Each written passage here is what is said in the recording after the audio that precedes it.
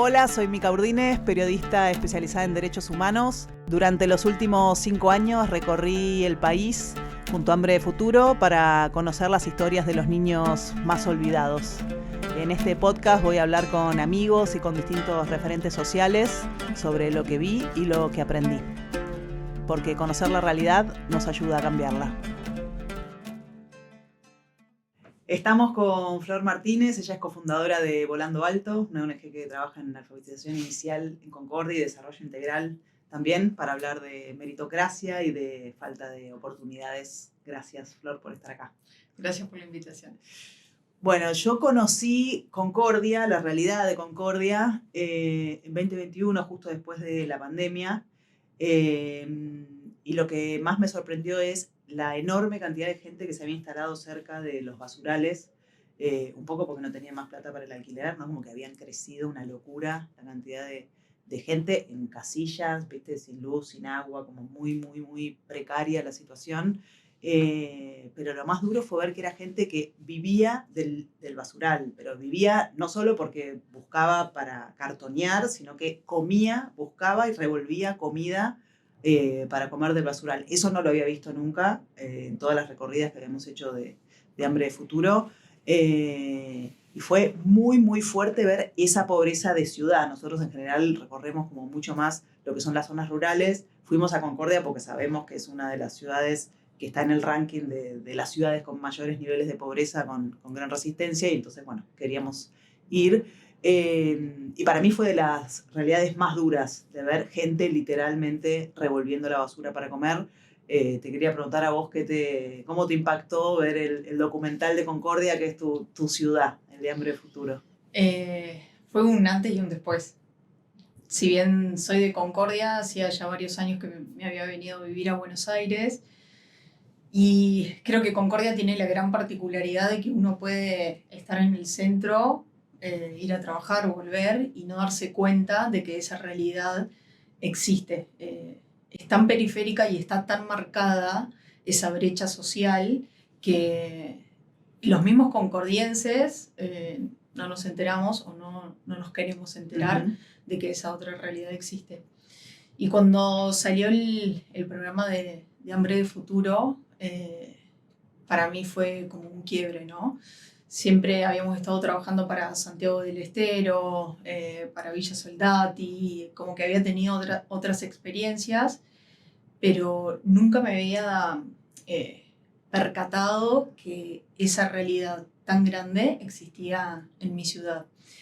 Entonces, bueno, ahí fue como... ¿Qué hago con esto? Claro, digo, y además sentirme hipócrita en decir, che, bueno, voy a Santiago del Estero, hago miles de kilómetros para llevar donaciones y demás, y... Tengo la urgencia acá al lado. Tengo acá.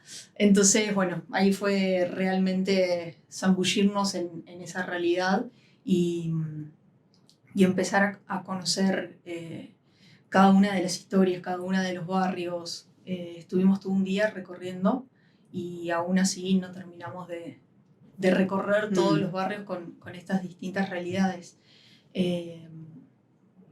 Vos hacías mención a lo del basural. Hoy en día te puedo decir que hasta es una ventaja estar cerca del basural, porque por lo menos tenés a un lugar donde recurrir, ¿no? Hoy la realidad de los barrios es tan fuerte y tan crítica que incluso cuando no está ese basural no tenés como ese medio para, bueno, aunque sea revolver entre la basura para sacar algo, lo cual es tremendo. Desgarrador, ¿no? Me acuerdo que después fuimos a otro basural en Paraná, y una de las mujeres que trabajaba ahí nos decía, nosotros le decimos el shopping, porque vamos al basural y buscamos ropa, buscamos muebles, buscamos cualquier cosa que necesitamos, como vamos al shopping, como así coloquialmente, ¿no? Y yo decía, claro, esto que decís vos, fuente de vida, de recursos, ¿no? Con un montón de exposición a peligros, accidentes. Bueno, han habido casos de chicos que se cuelgan, ¿viste? Porque también ves esas dinámicas. Sí. Entra el camión y entonces empiezan a colgar para ser los primeros en poder revolver y llevarse como lo más valioso. Por supuesto, nadie tendría que revolver, como decís vos, pero la situación es tan crítica que todavía existe eso, ¿no? Sí, hoy una de las grandes dificultades con las que nos encontramos es con el tema del acceso al alimento. Eh, Hoy nosotros tenemos que luchar con no acostumbrarnos a que los chicos nos digan que comen una sola vez al día, ¿no? Que es en la escuela, en nuestro centro, en distintos lugares, digamos, donde le damos acceso a eso. Entonces, digo, bueno, hasta es una ventaja tener un basural cerca. Ahora volvimos a ir a Concordia hace unos meses y la conocimos a Celeste, que es una chica que no va todos los días a la escuela, ¿no? Que vive en una casilla con la familia. ¿Cómo son las infancias de los chicos? Digo, además del tema de la alimentación, o sea, ¿qué podés contar de cuáles son los desafíos que tienen hoy esos chicos y esas madres también, ¿no? Durísimas. Me decís de Celeste y me voy a su casa y ya con solo ver su casa te das cuenta el levantarse a la mañana y tener que afrontar el día con una casa en esas condiciones. La realidad es que no me puedo llegar a imaginar qué es lo que siente, lo que vive. Es tremendo. Alguien que no tiene baño, duermen todos en una misma cama, no tienen acceso a los servicios básicos, y eso ya te deja en los márgenes sí, de todo. En los márgenes de los márgenes, ¿no? Porque digo, el que tiene un poquito más, que tal vez tiene acceso a un baño, le hace notar esa diferencia en la escuela. Entonces es, che, viniste sucia, tenés olor. Sos una piajosa. Exacto. Incluso el año pasado dejamos de verla por un mes y Celeste había aparecido toda rapada porque los huevos de los piojos se le estaban implantando en el cuero cabelludo. Con todas situaciones que uno ni se imagina que llegan a esos límites, ¿no? Sí, que es un abandono ya absoluto, ¿no? Como no tener ni siquiera acceso a alguien que pueda agarrar y decirte, no, esto te tenés que poner este producto, o ir a una salita, ¿no? Como hay un montón de cosas que no aparecen ahí. Sí, y sumado a eso, los organismos que no funcionan, que debieran estar y no funcionan. Digo, que una chica llegue a ese estado... pues hay un montón de gente que no miró, que no la miró. Exacto, hay un abandono que es tremendo. Hoy en día los chicos se caen de la escuela, de la escolaridad, y no pasa absolutamente nada. Claro, ella decía que no va porque no quiere que la burlen por el pelo. Sí, sí. Y ahí deberían sonar las alarmas de alguien que diga, bueno, vamos a buscarla, ¿qué está pasando, no? Sí, y es una chica que tiene su cabeza ocupada en conseguir para comer. Claro. Otras urgencias. Entonces, si bien ella aprende a leer con nosotras en nuestro espacio, porque no estaba yendo a la escuela, ya hacía varios años que no iba a la escuela, y ellos saben que tienen que decir que van a la escuela. Y por ciertas cosas que nosotras empezamos a detectar, preguntamos a la escuela, no estaba, fuimos al organismo de protección de los derechos del niño, que es COPENAF, en Concordia, esa figura, y no estaba. Entonces, ahí la realidad se vuelve mucho más compleja, porque antes de la educación tenés un montón de problemas que tenés que solucionar antes para que esa chica llegue a mantenerse en tercer grado, segundo grado, primer grado, y después aprender. Claro. Eso es como, bueno, puede estar en una escuela, que tenemos muchos casos de estos chicos que están escolarizados y que no saben leer ni escribir y están en un segundo, tercer, cuarto año de la secundaria. Entonces cuando ellos tienen la cabeza ocupada en qué van a comer, si hoy no me pegan, si hoy va a estar mi mamá... Si llueve, si no llueve, ¿no? Como hay un montón de... Por eso nosotros trabajamos mucho con Hambre de Futuro, todo lo que tiene que ver con los prejuicios, porque bueno, hay mucha gente que sigue sosteniendo que no se esfuerza lo suficiente, ¿no?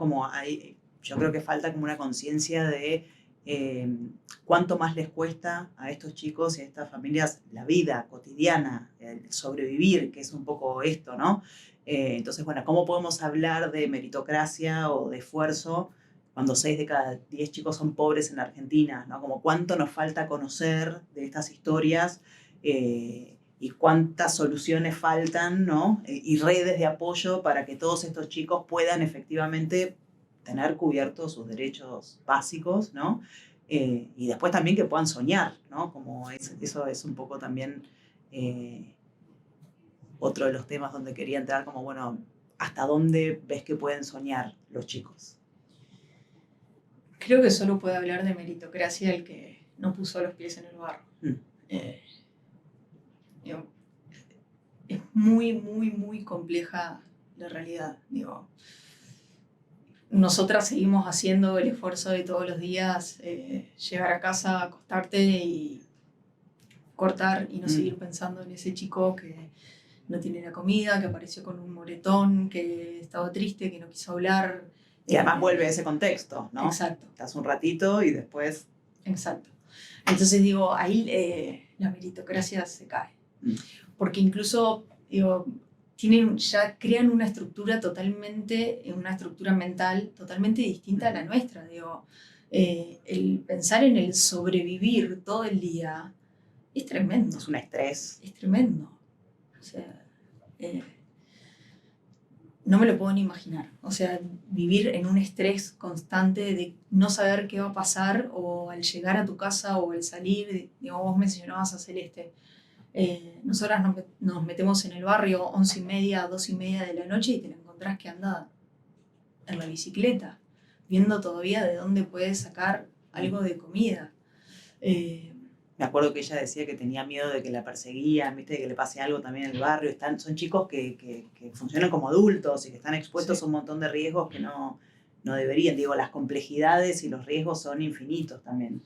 Sí, incluso se habla muy poco de la salud mental de estos chicos y de estas personas, ¿no? Porque siempre decimos, bueno, no se esfuerzan, no quieren trabajar, el plan social...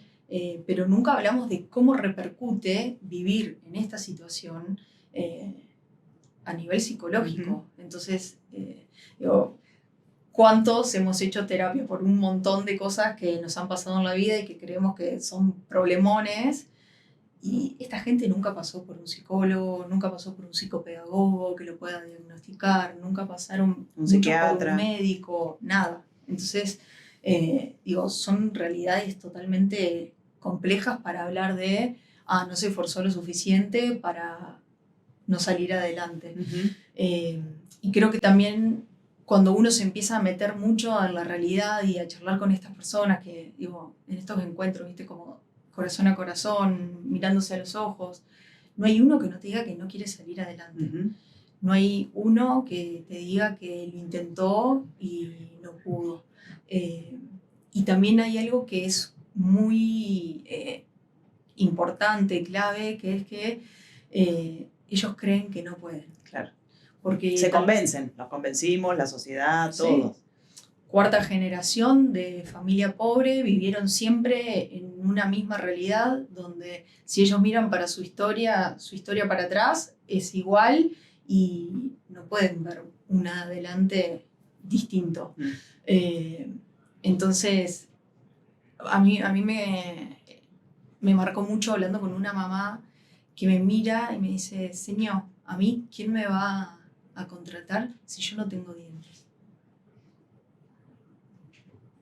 Y yo me quedé y dije, ¿quién? Sí, ¿quién? ¿Realmente quién? Sí. Digo, ponela de secretaria. ¿Quién la va a contratar? Y para mí eso fue, viste, como un quiebre. Y digo, che, hay un montón de cosas que tenemos que ver antes, viste, que decimos, bueno, les enseñamos un oficio, vamos para adelante. Bueno, pero después tenés que insertar a esa persona en la sociedad y que la sociedad esté preparada para... Sí, dar las respuestas y las soluciones que esa población necesita, ¿no? Porque uno arma la política pública así, muy a los ponchazos en general y como decís, sin estar ahí en el barro, ¿no? Como hay que estar muy cerca para saber efectivamente qué es lo que necesita esa persona. Sí, que creo que es el gran problema que existe a nivel político también, ¿no? Como cuando uno puede hablar de estadísticas, puede hablar de números, puede hablar de políticas públicas y demás, pero cuando vos no tenés los pies en el barro y realmente estás en el contacto con cada uno, es muy difícil, poder abandonar esas realidades, ¿no? Uh-huh. Y muchas veces se piensan las políticas públicas sentadas desde un lugar de escritorio, donde nunca acompañaron una realidad como esta, ¿no? Entonces vos decís, che, bueno, tenemos un papá que a nosotros nos dice, yo tengo que salir a trabajar y yo sé que no puedo volver con menos de 35.000 pesos, porque eso es lo que me sale la comida para mis hijos. Claro. 10 chicos. O sea, ¿qué comen, no? Imagínate. La calidad de lo que comen. Digo, exacto. Sí. Entonces hay un montón de gente buscando el mango, intentando salir adelante. Hay mucho prejuicio sobre ellos uh-huh. Y creo que ahí ese es uno de los grandes problemas. Para trabajar con estas realidades hay que descalzarse, sacarse todos los prejuicios, todas las ideas previas y escuchar, ¿no? Cuando uno escucha y pone el oído ante cada una de estas situaciones, te das cuenta que es gente que se siente marginada. Claro. O sea, no solamente está marginada, ellos sienten que están marginados.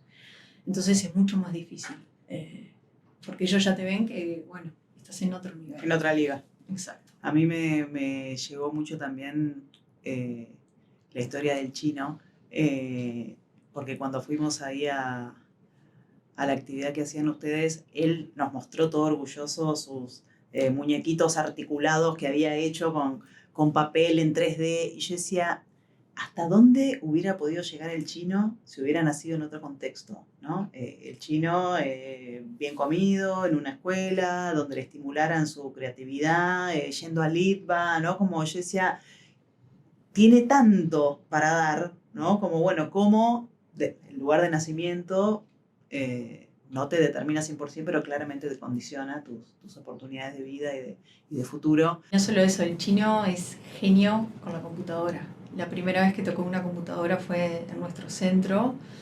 Y fue algo un como... crack. Sí, viste, como, bueno, le explicamos dos cosas. Bueno, este es el mouse, de acá le aprendemos, vas a ir a este programa, acá pones tu usuario, tu contraseña. Y agarró, se calzó los auriculares y arrancó. Y no solo eso, sino que ayuda a los demás. Entonces muchas veces lo ponemos al chino a que, tipo profe. Sí, a que nos dé una mano ayudando a los demás, y a él le encanta. Obvio. Le encanta. Es un chico con un montón de potencial, que podría ser crack en lo que sea, de esto, ¿no? De diseño, computación. ¿Cómo hacen ustedes para lidiar con la frustración de saber que no están pudiendo acompañar o darle todas las herramientas que cada uno de ellos necesita para salir adelante? Es lo más difícil. Cuando uno se encuentra con realidades tan complejas, donde tiene tantas cosas por resolver para que ese chico realmente pueda salir adelante, es lo más complejo. Porque además todos tienen una particularidad distinta, ¿no? Uh-huh. Tal vez algunos, no sé, tienen más fuerza desde lo psicológico o más fuerza familiar, como distintas cosas que tal vez lo pueden hacer salir adelante, pero cuando vos ves que es un chico que no tiene red, que tiene una familia que no acompaña, la realidad se vuelve como mucho más compleja. Sí, ¿por dónde empezar, no? La desesperación de decir, bueno, ¿qué bache tapo primero? La comida, la educación, que esté seguro, no sé, la vivienda, todo, ¿no? Todo, sí. Es que ese es el gran problema que hoy tiene la realidad, ¿no? Como que hay que abarcar un todo que es inabarcable, uh-huh. Sobre todo, por una asociación, por una fundación, por las personas que trabajamos en estas realidades. Y cuando un chico uno detecta de que hay con algo que puede salir adelante, donde le encuentra un fuerte, es empezar a pensar una estructura o algo Ujú. que a ese chico lo potencie para salir adelante. Entonces, son procesos muy individuales, son acompañamientos que se hacen uno a uno y son muy difíciles, porque, bueno, hablábamos del chino, que es un crack con la computadora, haciendo diseños, le encanta dibujar, le encanta pintar. Y vos decís, bueno, ¿con qué programa Claro. estimulo todas estas habilidades para que el chino el día de mañana, ojalá, y pueda ser diseñador? Obvio. Sí, pueda poner en acto su vocación primero y después tener un futuro mejor, un laburo, ¿no?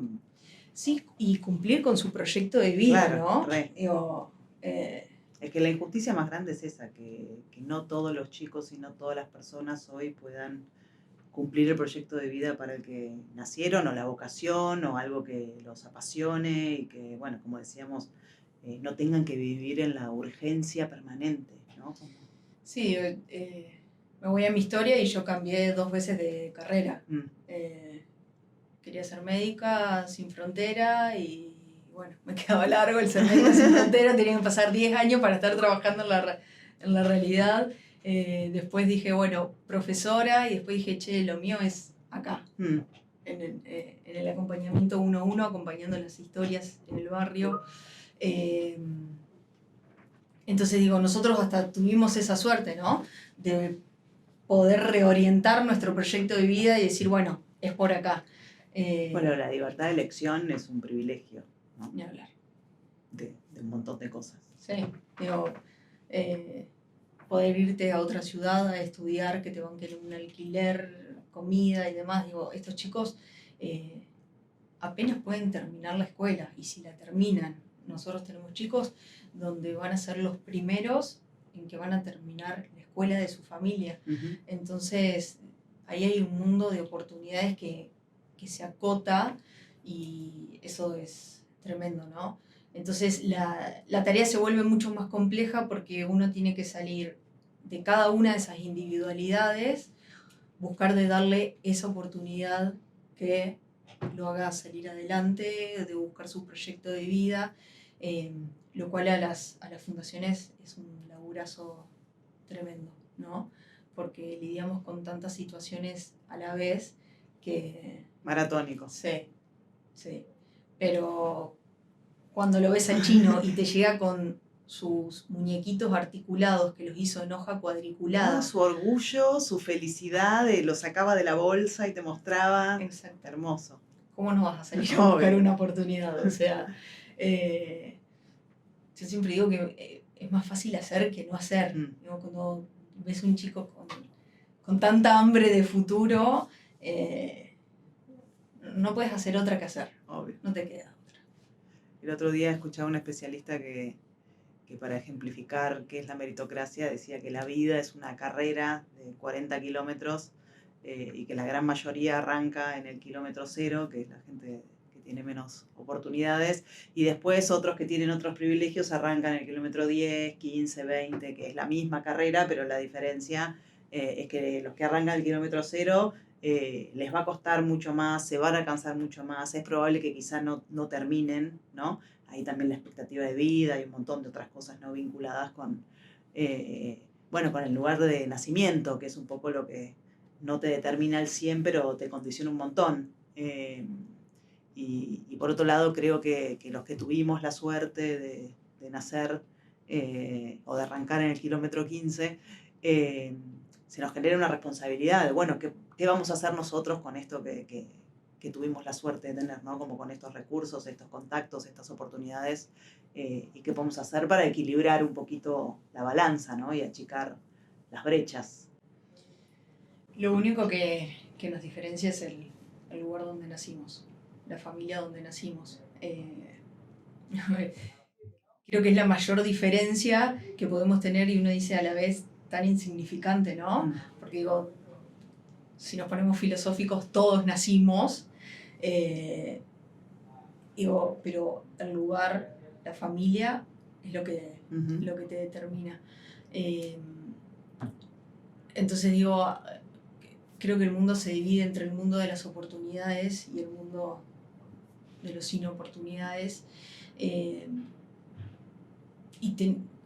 Hay que hacer algo por eso. O sea, creo que lo natural tendría que ser eso, porque digo, yo me siento en una situación de privilegio real. Esto que decía antes, bueno, tuve una familia que me bancó, que, che, andá, estudiá, fíjate, no sé, digo, busca tu vocación. Digo, sí, poder elegir de nuevo. Exacto. Y hay gente que ni se lo puede llegar a plantear, ¿no? Entonces, digo, el lugar de nacimiento en algún punto te llega a condicionar. Digo, te condiciona, te determina. Si no hay un otro que venga y que te diga, che, vos podés, vení que te acompaño. Obvio. Si no está esa persona, hay un real condicionamiento, digo, que la tienen que pelear mucho más. Digo, todo les cuesta mucho más. Exacto. Por eso las redes de apoyo, ¿no? Bueno, esto, desde de qué lugar puedo yo achicar esa brecha. Puede ser colaborando con alguna organización, siendo tutor, ¿no? O no, en mi metro cuadrado, porque también la gente dice, bueno, no, una ONG es un lío. Bueno, digamos, todos tenemos personas cerca, ¿no? Una persona que trabaja en tu casa, el barrendero, digamos, estamos rodeados todo el tiempo, gente de tu familia, ¿no? Como, bueno, hay un montón de oportunidades que tenemos siempre de involucrarnos para dar más oportunidades, ¿no? Sí, el fin de semana pasado fui hasta la Casa de Sol, que es una de nuestras chicas que con una historia de vida durísima, durísima. Creo que fue una de las que más me costó acompañar, digo, por lo dolorosa que era, que vos decís que esta chica esté viva y quiera aprender a leer y escribir con 18 años, después de todo lo que le pasó. Wow. Es un milagro. O sea... ¿Cómo no voy a hacer algo yo? Claro, digo, no ¿Cómo sé, lo voy a acompañar? Si viene a mi empresa, me cuenta su historia de vida, me dice que quiere aprender a leer y escribir, digo, no dudo en tomarla, sí, porque digo, sé que va a ser la mejor. Y fuimos a su casa y eran literal 4 palos plásticos y fuimos a buscar entre sus cosas a ver dónde estaba el DNI porque se quería inscribir a la escuela para terminarla. Y yo me paro a mirar la casa y digo, acá tendrían que venir los empresarios y fijarse el esfuerzo de esta chica que después de toda su vida trágica que tuvo, digo, estas son las personas que hay que acompañar, que quieren salir adelante. Digo, si tuviera una empresa no dudaría en apostar por estos chicos.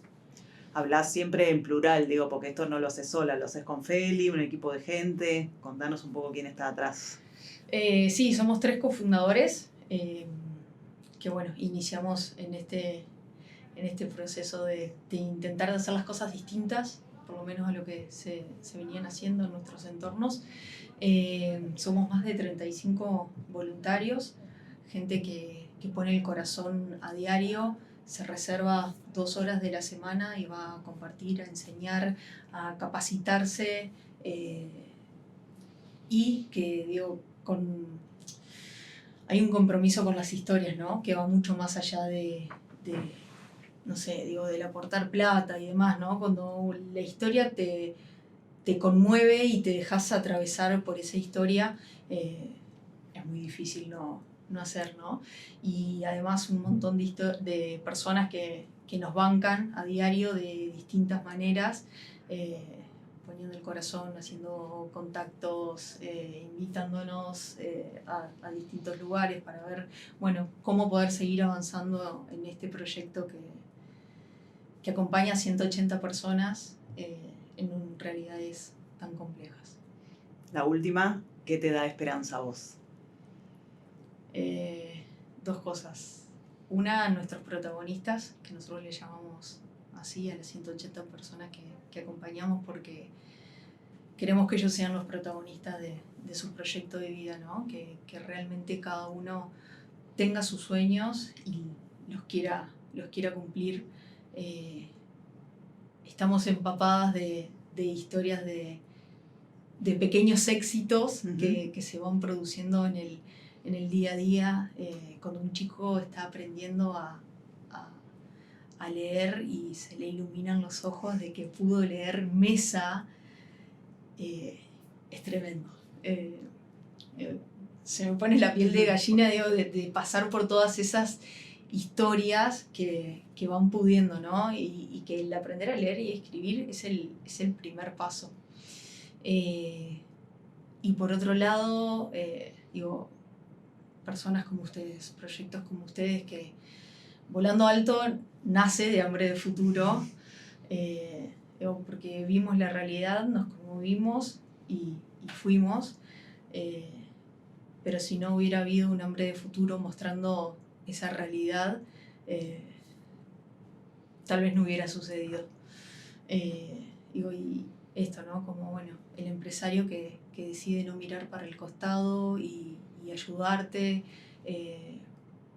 A nosotros la primera empresa que nos bancó, para nosotros fue un antes y un después. En base a eso pudimos empezar a hacer... No estamos solas, ¿no? Exacto.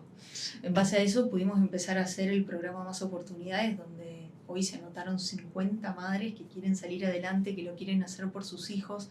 Entonces, cuando uno va encontrando con estas personas que deciden no mirar para el costado e involucrarse con la realidad, es también lo que a nosotros nos renueva la esperanza, ¿no? Nosotros también necesitamos oportunidades de poder hacer nuestro trabajo mejor, de poder llegar a más gente, y eso es lo que te cambia. Si no tuviéramos toda esa red de contactos, no podríamos haber hecho nada de todo lo que hicimos y todas estas historias no existirían. Buenísimo. Muchas gracias por venir. A vos.